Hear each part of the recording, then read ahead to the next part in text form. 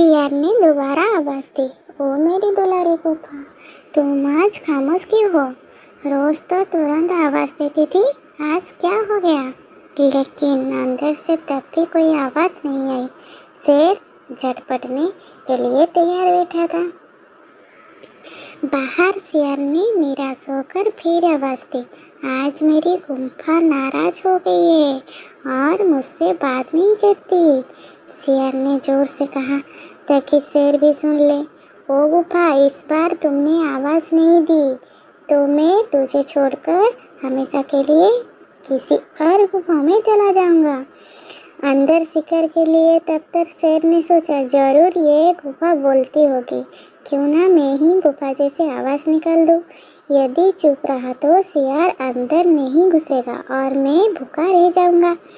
यही विचार कर उसने हल्की सी आवाज़ अपने मुंह से निकाली। शेर की हल्की सी आवाज़ ही गुफा में प्रतिध्वनित होकर जोरों से गूंज उठी।